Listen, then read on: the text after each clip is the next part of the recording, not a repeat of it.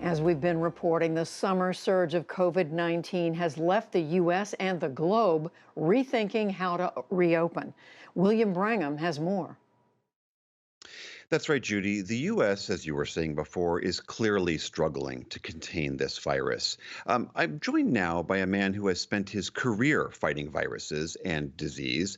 Dr. Thomas Frieden ran the Centers for Disease Control and Prevention from 2009 to 2017, and he's now the head of a global health initiative called Resolve to Save Lives. Dr. Frieden, good to have you back on. We are about 6 months into this ordeal. We've seen 2.5 million official cases. Over 125,000 Americans have died. When you look at where we started versus where we are today, what is your assessment of how we have done responding? Well, the U.S. is clearly a laggard here.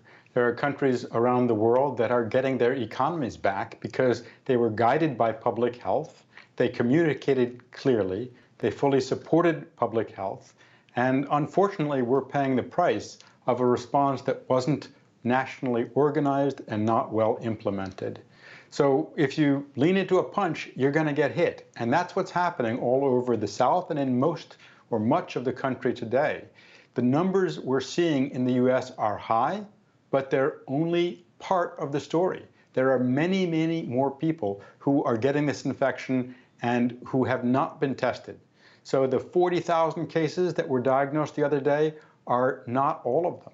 This is creating a huge viral reservoir that's going to take months to deal with. And really, the truth is, if you look at what people are saying, most Americans get it. We need to do the three W's: wear a mask, wash your hands, watch your distance. And government and public health need to scale up the box it in approach that we've been talking about for months. Test strategically. It's not a question of how many, it's whether you do it right. Isolate people well, contact trace, quarantine supportively. There are some tough questions to be asked, but there's so much more we need to be doing. There are parts of the US that are continuing to see progress. New York, New Jersey, Connecticut, seeing progress still, but at risk, because if any part of the US is having this kind of rapid increase, all parts of the US are at risk. So, if, as you say, the majority of the country does believe in the three W's, as you were laying out, and wants to stamp out the virus, how do we explain this several dozen states now seeing these dramatic spikes? What is going on in those states that is causing that? I think what you saw was an approach that wasn't data-driven. A data-driven approach would not have closed for so long in so many places that didn't have COVID. It's like trying to catch a wave when you're surfing. If you go too early, you don't catch the wave. If you go too late, you get swamped. You have to do it just right. So in many parts of the US, you saw closings too soon and too long. Then they open just as it's increasing. And again, opening when it's increasing is just asking to get hit hard. So it's no surprise that you're seeing these big increases. Places like Arizona, where nearly 1 out of every 4 tests is positive. That's an extraordinarily high rate. And that indicates a real increase, not just an increase in testing. It's going to take a while. It means a lot more distancing, masks, hand washing, distance, but it also means that bars need to be closed in these areas. You can't do that safely. We've had many outbreaks related to bars.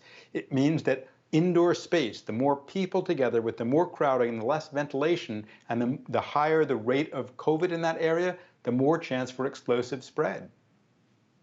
We have been seeing several states that have opened up early, as you were describing, or reversing. Arizona just this evening is announcing that they're going to start closing bars down in response to the surge of cases there.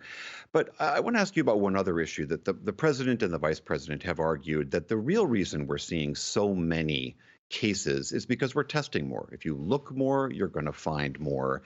Is that a fair depiction of what's really going on? That's simply wrong. As a scientist, as an epidemiologist, as a doctor, I can tell you when you look at the data, there are 1 or 2 states where you're seeing a lot more testing and a similar increase in cases. That's correct. Then it's really about more tests. But if you look Arizona, Texas, Florida, South Carolina in particular, and many others, the tests are either up or stable, but the percent positivity is increasing. And that's the key number, because that tells you that the rate of COVID in that community is increasing. This is not about increased tests, it's about increased spread of the virus. Lastly, the president, the vice president also argue that, yes, we may be seeing an increase in tests, but not as many people are dying, that mortality rates are not rising commensurately with new cases. How do you explain that?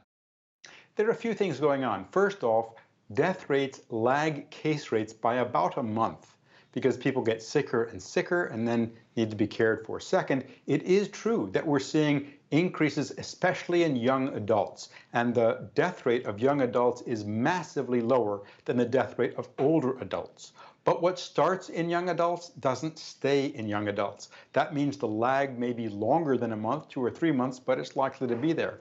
We're also seeing some improvements in how to care for patients. And what we've seen all over the world is when you have a situation like New York City with just overwhelming numbers, the death rate goes up because it's harder for the doctors and nurses and respiratory therapists to give optimal care.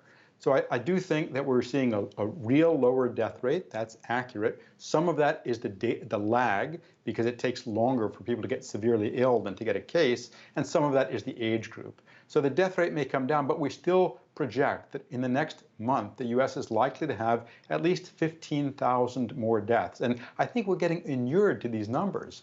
This is a huge number, 135,000 deaths with another 15,000.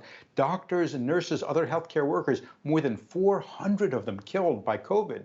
That is just a shocking number, and we have to do better at protecting our healthcare workers, shielding our elderly, and making sure that nursing homes, meatpacking factories, homeless shelters, prisons and jails are protected so we don't see this kind of explosive spread and steady increase. It's not just about deaths, it's about how broadly this virus spreads in our community. It creates the equivalent of a reservoir of virus that's going to take a long time. New York City had to shut down for months to cool it down.